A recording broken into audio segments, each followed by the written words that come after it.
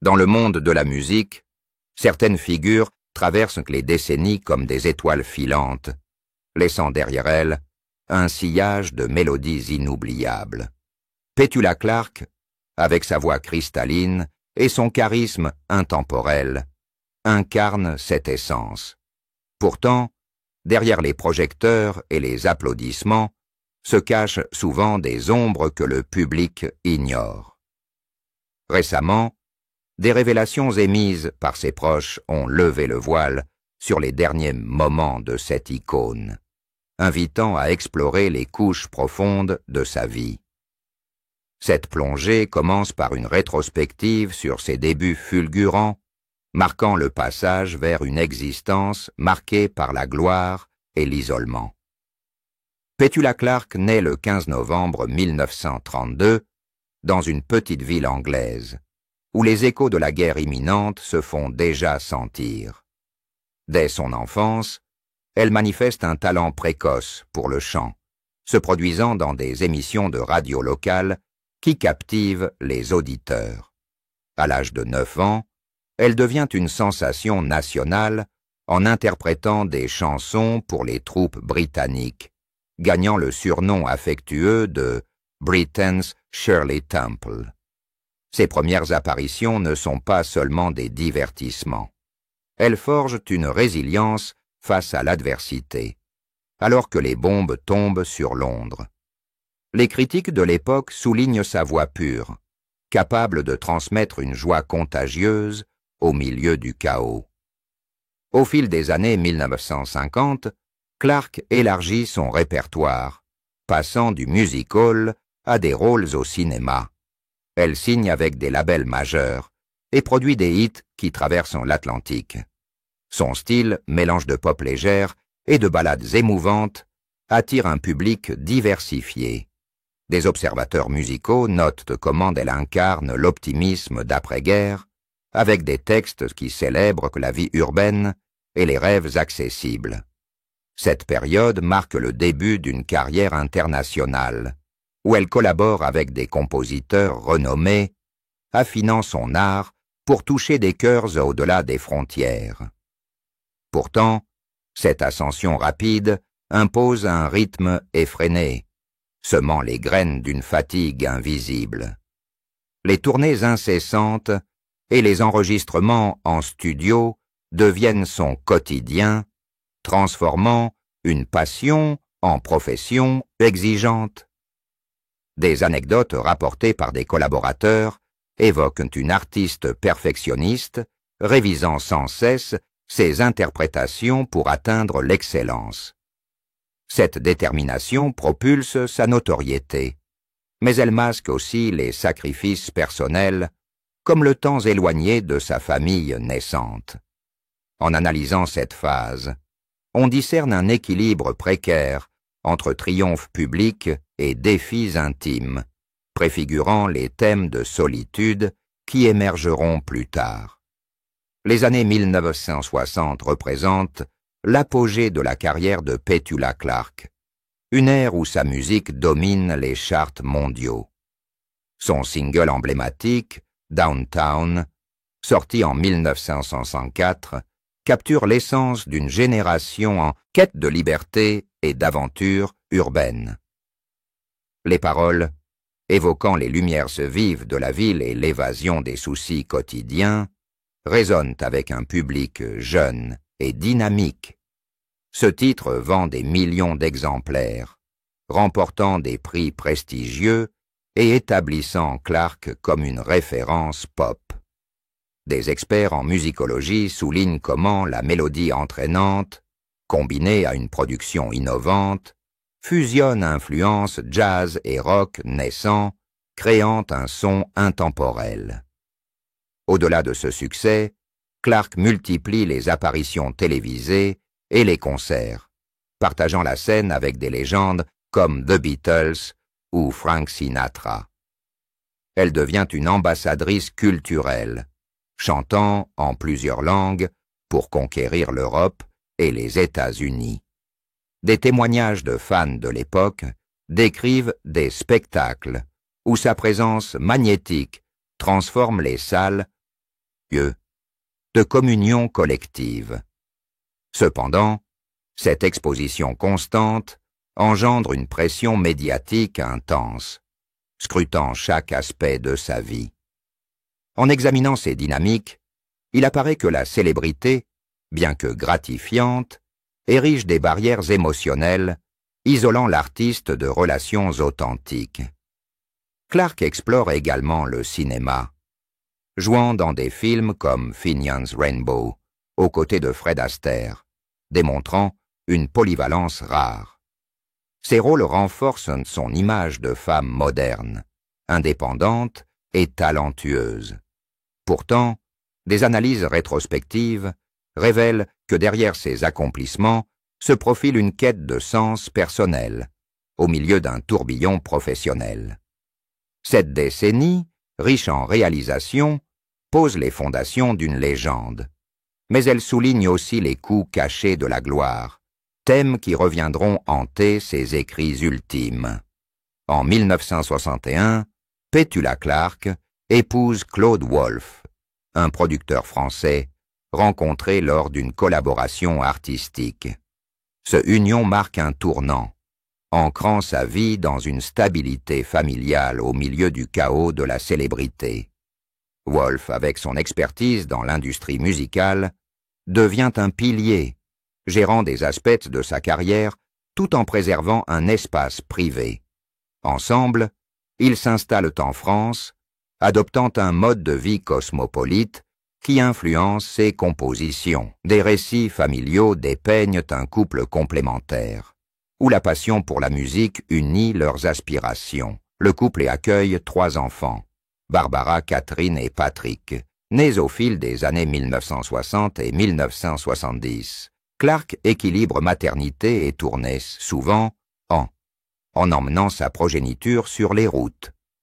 Des descriptions de cette période évoquent des moments chaleureux, comme des dîners improvisés après des concerts, où les rires d'enfants contrastent avec les ovations du public.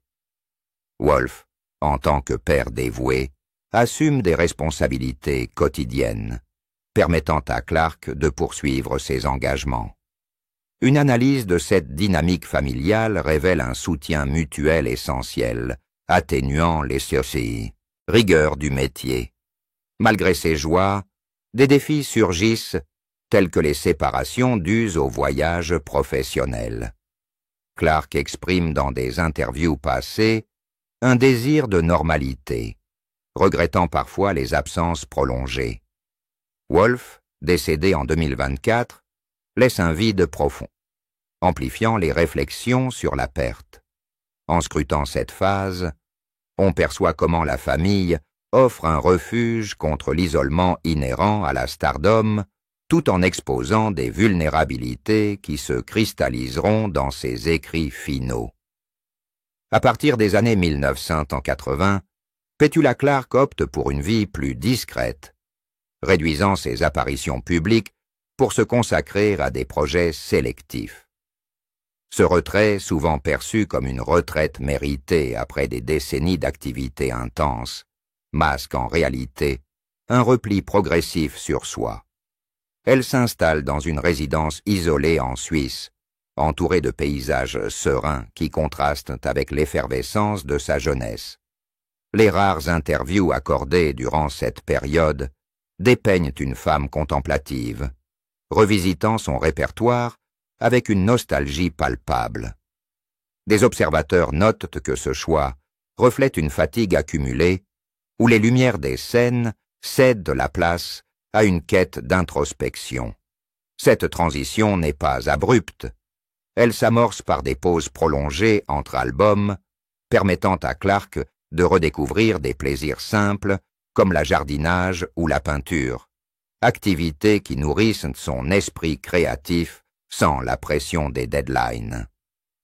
La perte de Claude Wolff en 2024 accentue cette phase d'isolement, transformant la solitude en compagne quotidienne.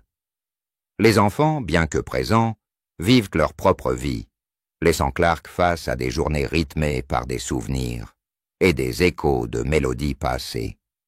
Des descriptions de son quotidien évoquent des promenades solitaires le long des lacs alpins, où le vent porte des fragments de chansons oubliées, ou des soirées passées à feuilleter des albums photos jaunis, ravivant des moments de gloire éphémères.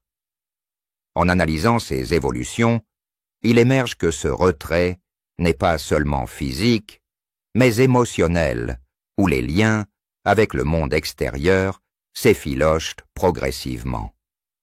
Des proches rapportent des appels sporadiques, où sa voix, autrefois vibrante, trahit une mélancolie sous-jacente, parsemée de silences lourds qui en disent long sur son état intérieur. Ce chapitre de vie révèle des tensions internes, amplifiées par l'âge avancé de 92 ans. Clark, confronté à des problèmes de santé mineurs, comme des douleurs articulaires ou une fatigue chronique, trouve refuge dans l'écriture, consignant des pensées intimes dans des carnets dispersés. Des extraits de journaux personnels, partagés posthumément, soulignent un combat contre l'oubli public où l'ancienne gloire semble distante, reléguée aux archives des radios vintage. Cette période, riche en réflexions, pose les bases pour la révélation de sa lettre finale, un document qui cristallise des années de silence intérieur. Au fil du temps, Clark explore des formes d'expression alternatives, comme la composition de poèmes ou la participation à des ateliers littéraires virtuels, tentative timide de reconnecter avec un monde qu'il a idolâtré mais finalement laissé seul.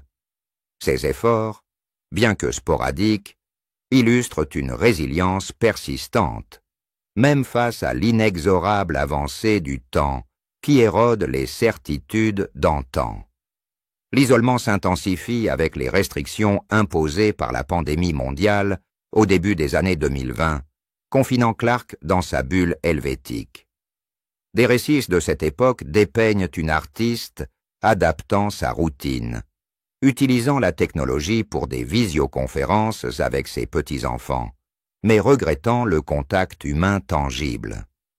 En disséquant ces éléments, on comprend comment l'accumulation de pertes, amis disparus, partenaires de scène retraités, forge un cocon protecteur qui, paradoxalement, renforce le sentiment d'abandon. Cette phase, marquée par une introspection forcée, prépare le terrain pour les confessions ultimes, où la solitude n'est plus un nombre fugace, mais une réalité palpable, tissée dans le tissu de ses jours déclinants. Quelques mois après le décès de Petula Clark, sa famille fouille ses archives personnelles et tombe sur une lettre manuscrite, révisée à plusieurs reprises. Ce document, daté des derniers jours de sa vie, représente un témoignage poignant, loin des projecteurs. Les enfants, en examinant les versions successives, discernent des ajouts et des corrections qui trahissent une hésitation profonde, comme si chaque mot pesait le poids d'une vie entière. Des analyses graphologiques suggèrent une écriture tremblante, reflet d'une santé déclinante, mais aussi d'une urgence à exprimer des vérités enfouies, avec des ratures révélant des reformulations successives pour affiner l'émotion brute. Cette découverte, initialement privée, devient publique par décision familiale, visant à honorer sa mémoire authentique en partageant une facette inexplorée de son être. Le contenu de la lettre expose une solitude viscérale, inconnue du grand public. Clark y décrit des nuits interminables où les échos de Downtown ne suffisent plus à combler le vide, évoquant des images vivides de chambres vides, résonnant de silences oppressants. Elle confesse des regrets sur des choix de carrière qui ont priorisé la scène au détriment des relations intimes, comme des anniversaires manqués ou des conversations inachevées avec ses enfants. Des passages évoquent des amitiés éphémères, dissoutes par la célébrité, et un sentiment d'abandon croissant avec l'âge, où les invitations se raréfient et les hommages deviennent des reliques du passé. En disséquant ces aveux, on perçoit une critique subtile de l'industrie musicale, qui glorifie l'individu tout en s'aimant, l'isolant, transformant les applaudissements en échos lointains qui ne réchauffent plus l'âme. Les implications de cette lettre s'étendent au-delà de la sphère personnelle, invitant à une réflexion sur le bien-être des artistes âgés. Des experts en psychologie soulignent comment la solitude, souvent masquée par la notoriété, peut mener à des crises existentielles, avec des références à des études sur la dépression post-carrière chez les performeurs. La famille, en la révélant, espère sensibiliser sur ces thèmes, transformant un legs musical en un message humain qui pourrait inspirer des changements systémiques. Cette transparence offre une nouvelle lecture de sa vie, où la gloire cède la place à une humanité fragile, encourageant les fans à revisiter ses chansons avec une empathie renouvelée. Au sein de la lettre, Clarke aborde également des aspects spirituels, questionnant le sens de l'existence après une vie sous les feux de la rampe, avec des métaphores poétiques comparant sa solitude à un théâtre déserté après le dernier appel.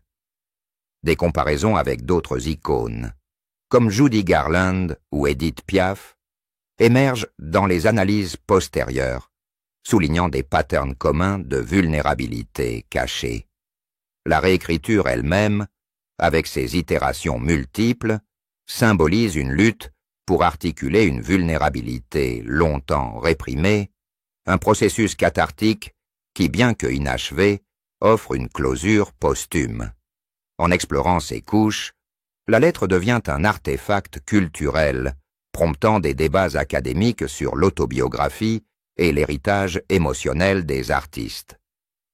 La révélation de la lettre provoque une onde de choc au sein de la famille Clarke. Barbara, l'aînée, exprime un mélange de tristesse et de fierté, voyant dans ces mots une catharsis finale pour sa mère, et partageant des souvenirs d'enfance où des signes de cette mélancolie affleuraient déjà lors de retours de tournées épuisants. Catherine, quant à elle, souligne les efforts déployés pour accompagner Clarke dans ces dernières années, malgré la distance géographique, évoquant des visites sporadiques chargées d'émotions où des conversations superficielles masquaient des abysses intérieurs. Patrick, le Benjamin, révèle des conversations privées où des indices de cette solitude affleuraient, sans jamais être pleinement articulés, et décrit comment la lecture de la lettre a renforcé les liens fraternels face au deuil. Ensemble, ils organisent des commémorations, intégrant des lectures de la lettre pour humaniser l'icône, transformant des événements musicaux en forums de discussion sur la santé mentale. Dans le monde musical, les réactions affluent de pairs et d'admirateurs. Des artistes comme Elton John ou Barbra Streisand rendent hommage, reconnaissant des expériences similaires d'isolement, avec des déclarations publiques où ils partagent leur propre bataille contre la solitude post-succès. Des critiques musicaux revisitent son œuvre à la lumière de ses aveux, détectant des thèmes de mélancolie dans des chansons comme I Know a Place ou Don't Sleep in the Subway, analysant comment des arrangements joyeux cachaient des sous-textes plus sombres. Des forums en ligne bourdonnent de discussions où fans partagent des interprétations personnelles, créant des communautés virtuelles dédiées à explorer l'impact émotionnel de son legs.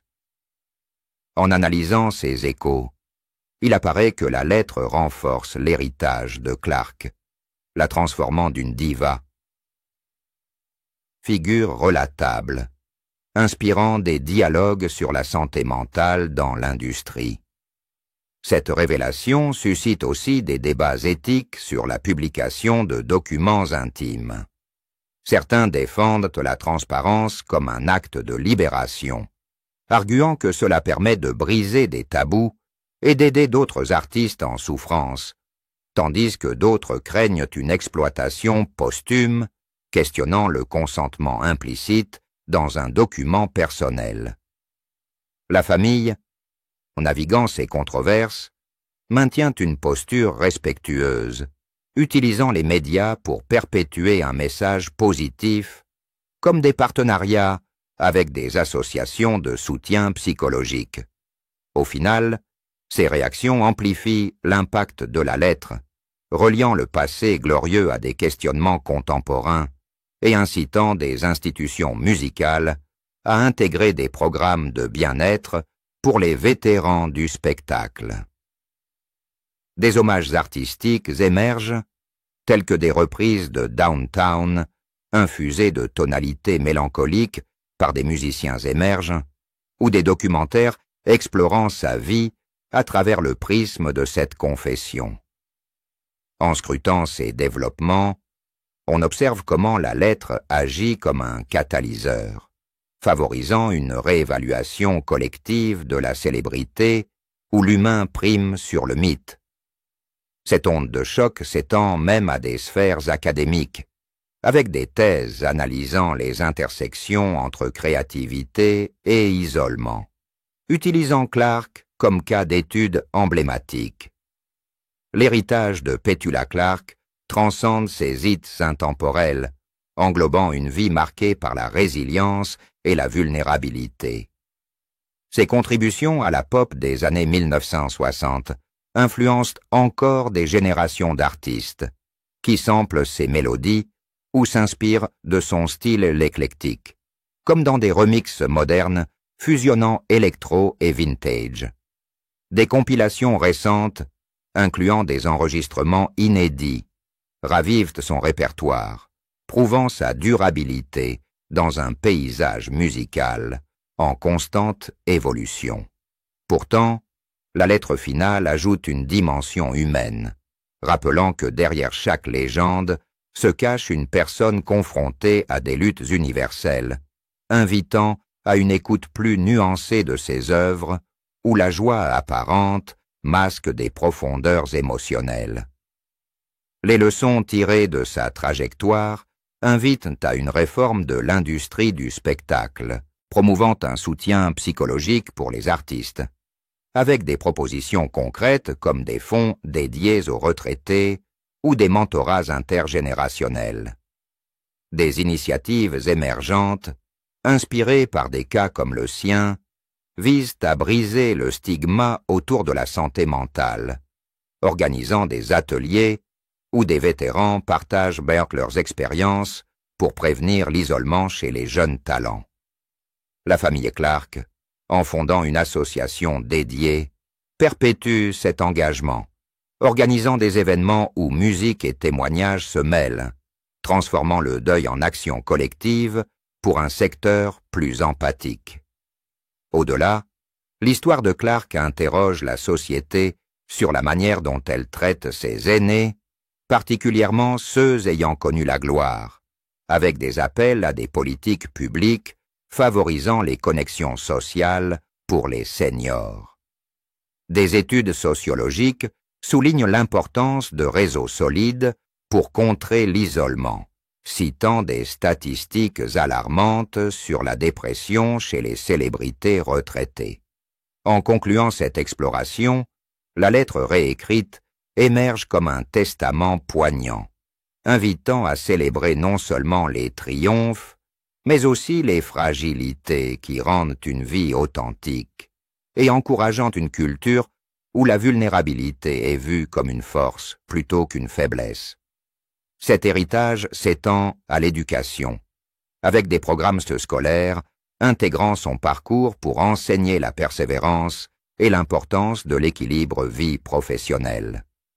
Des biographies enrichies par la lettre offrent des perspectives multidimensionnelles, inspirant des artistes en herbe à prioriser leur bien-être. Finalement, Clarke laisse un message intemporel. La musique unit, mais l'humanité connecte, rappelant que derrière chaque note se cache une histoire personnelle, déserving d'attention et de compassion. Que pensez-vous de cette révélation sur la solitude de Petula Clarke? Croyez-vous que d'autres artistes cachent des luttes similaires? Et comment la société pourrait-elle mieux les soutenir? Partagez vos réflexions dans les commentaires. N'oubliez pas de liker, de vous abonner et de partager pour ne rien manquer de nos prochaines enquêtes culturelles.